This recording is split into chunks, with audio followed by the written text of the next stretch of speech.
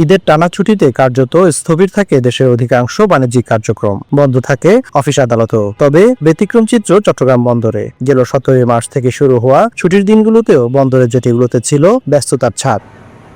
বন্দরের তথ্য মতে গেল 7 দিনে চট্টগ্রাম বন্দর মোট 25,08,614 মেট্রিক টন কার্গো হ্যান্ডলিং করেছে, যার সিংহভাগই ছিল আমদানি পণ্য।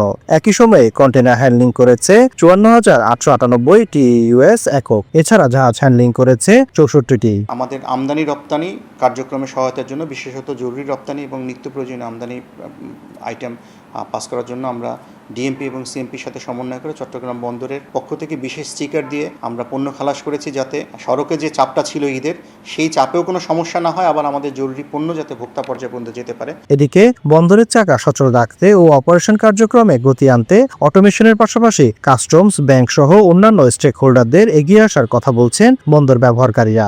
ওয়্যারহাউসগুলো খোলা রাখবে, প্লাস ব্যাংক তার একটা যে এলসি ওপেনিং ব্যাংক যে আছে তাদের সেই ব্রাঞ্চগুলো খোলা রাখবে। এই সুযোগগুলো যদি কাজে লাগানো যায় তাহলে আমাদের এই পারফরমেন্সগুলোকে আমরা কিন্তু আরও অনেক বেশি আমাদের কাজে লাগাতে পারবো, বন্দর আরও বেশি অনেক বেশি সেবার মান বৃদ্ধি করতে পারবে। টোটাল বন্দরের যে ফাংশন আছে এটাকে পেপারলেস এবং অনলাইন সিস্টেমের মাধ্যমে সমাধা করলে পরে হয়তো ভবিষ্যতে যেটা ডিলে হতো বা ডিলে হওয়ার যেটা আশঙ্কা আমরা করেছি সেটা আর হবে না, এবং বন্দরের টোটাল কাজে একটা বড় ধরনের একটা পরিবর্তন আসবে। দীর্ঘ ছুটিতে পণ্যের সরবরাহ নিয়মিত রাখতে সরকারি বেসরকারি সংশ্লিষ্ট সকল দপ্তরকে সমন্বয় করে কাজ করার তাগিদ দিলেন সংশ্লিষ্টরা।